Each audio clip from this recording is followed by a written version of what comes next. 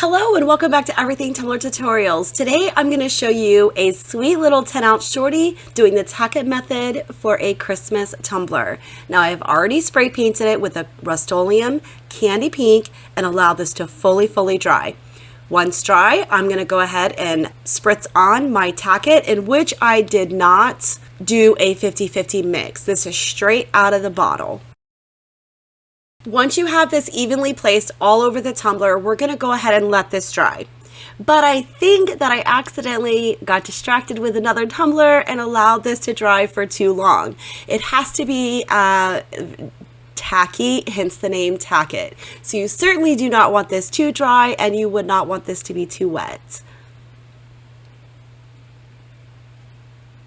My best recommendation is once you've applied the tack-it all over the tumbler, set your Alexa or your cell phone a timer so that you don't forget to come back in about 5 to 7 minutes and give it a feel. Once your tumbler is at that sweet spot, we're then going to go ahead and glitter the whole thing and immediately go in to varnish it. I'm going to be using Pretty in Pink, which is a holographic fine from AB Designs. So once I got ready to rub down all of my glitter, that's when I realized I might have waited too long, as it was very difficult to remove. And it wasn't because I did not have the 50-50 mix. I've done that several times and it was never an issue. It was simply because I allowed my tack-it to get a little too dry for this step. So here's what my tumbler looks like after having varnished it the first time. And you can clearly see right there that little bit of a circle where I tried to go in and fix it. And here's where I have yet to attempt to fix it. So I decided that I was going to go ahead and do a whole second coat and this time have a timer. I'm not really a huge fan of that blemish.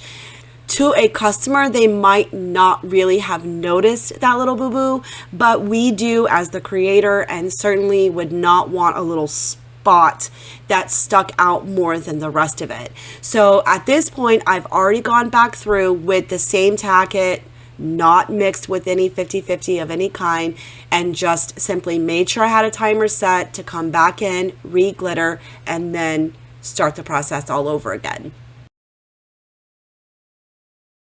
So at the end of the day, this tack-it method and this tumbler is of course very fixable. I decided to leave the bottom with the normal style type glitter, as just using it as a regular glitter, I should say, and very carefully just varnished the rest of the tumbler to have that holographic look.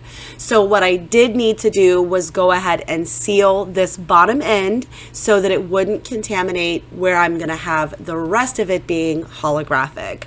So I'm sorry that I rambled, but I really just wanted to be sure that I was trying to explain that the best way that I knew how, that if you do happen to nick your holographic, just redo the entire tumbler, not just a spot fixed.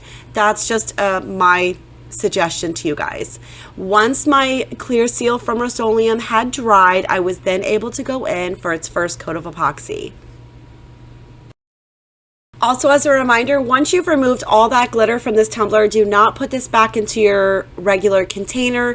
Just go ahead and throw out that little bits of remnants just so that it doesn't contaminate your entire bag and or bottle of glitter.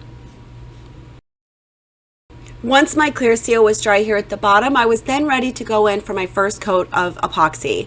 So for my first coat of epoxy, I am going to be using Fast Set from Counterculture DIY.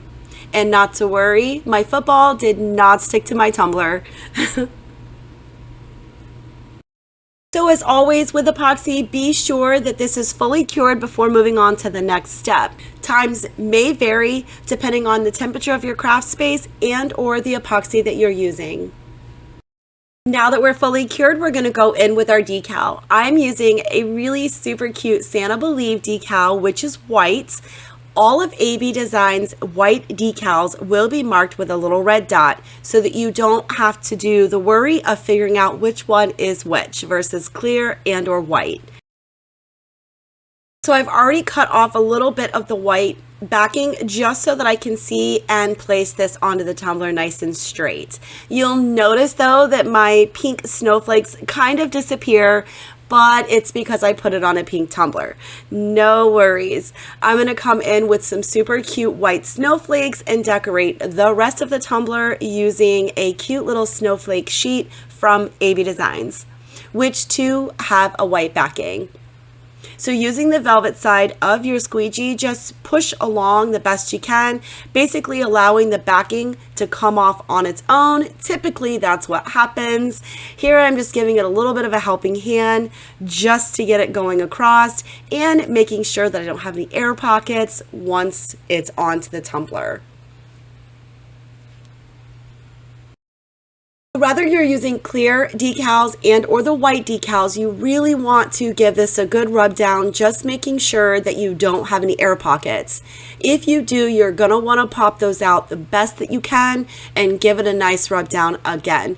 If you don't, you are very likely to see these air pockets underneath your next coat of epoxy.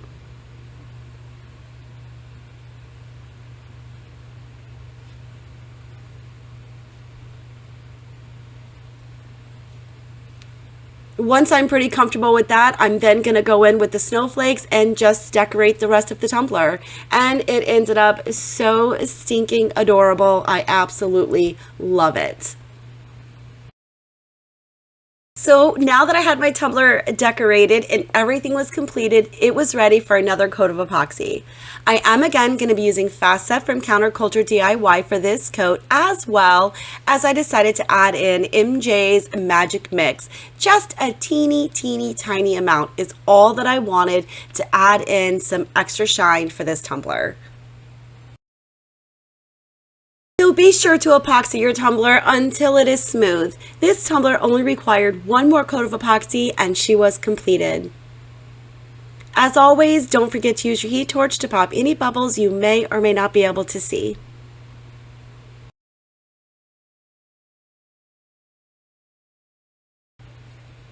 Here she is, fully completed. I really hope that you guys enjoyed this tutorial as much as I had fun putting it together. If so, be sure to hit that like button. Don't forget to subscribe to my channel for more tutorials coming soon. Also, come back tomorrow for another sweet little Christmas tutorial. Thank you again so much for watching, and until next time, Merry Christmas. See you soon.